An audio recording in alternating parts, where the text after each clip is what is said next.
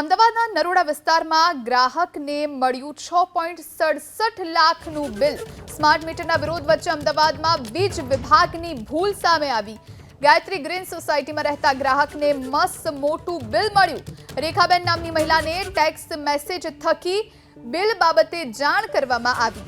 તો સ્માર્ટ મીટરના વિરોધ વચ્ચે અમદાવાદમાં વીજ વિભાગની ભૂલ અને જેમાં એક મહિલાને મસ્ત મોટું બિલ મળ્યું। 6,67,000નું બિલ મળ્યું છે। નરોડામાં ગ્રાહકને 6 લાખ રૂપિયાનું બિલ મળતા રોષ વ્યાપ્યો છે અને તેઓ સતત પોતાની વાત રજૂ કરી રહ્યા છે। સ્માર્ટ મીટરનો વિરોધ એક તરફ થઈ રહ્યો છે અને બીજી તરફ અમદાવાદમાં વીજ વિભાગની મસ્ત મોટી ભૂલ સામે આવી છે। રેખાબેન નામની મહિલાને 6 લાખનું બિલ મળી ગયું। આ વિશે વધુ જાણકારી માટે સંવાદદાતા અર્પિત આપણી સાથે લાઈવ જોડાયા છે। અર્પિત, આખી આ ઘટના શું બની?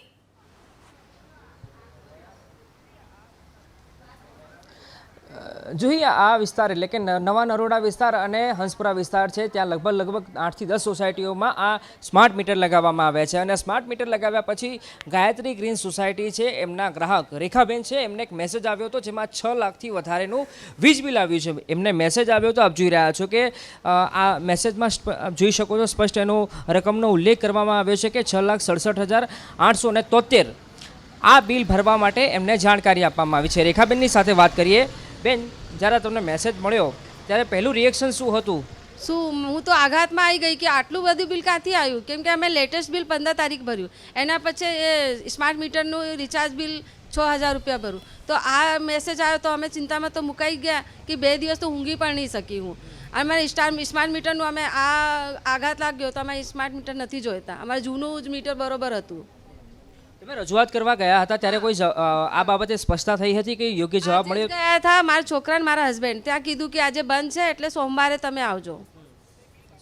પણ તમારું જૂનું કંઈ બિલ બાકી હતું એવું કંઈ ખરું? નહીં, અમે તો કાયમ ટાઈમસર બિલ ભરીએ છીએ, કોઈ બાકી નહોતું અને આટલું આવતું નહીં। અમે દર મહિના 2,000-3,000 બિલ આવે છે, આટલું વપરાશ નહીં, આટલું કમાણી નહીં, તો આટલા બિલ તો 10 વર્ષમાં પણ કોઈને નહીં આવે। અને એક ભાઈ પણ છે, કાકા એ કહો કે તમારે ત્યાં સ્માર્ટ મીટર લાગ્યું છે? લાગેલા છે। તમારે શું ઇસ્યુ બન્યો તો મેસેજ આવ્યો છે? મારો ઇસ્યુમાં એ છે કે 4,004.70 રૂપિયા માઇનસ કરીને બિલ આવ્યું છે કે તમે તાત્કાલિક પે કરો, ન તો તમારું જે પાવર કનેક્શન જે છે એ કટ થઈ જશે।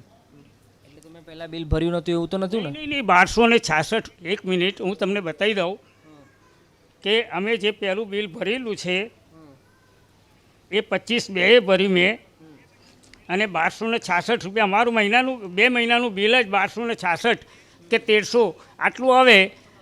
અને સ્માર્ટ મીટર લાગ્યા પછી આ મેસેજ આવ્યો 4,004.70। How it can possible?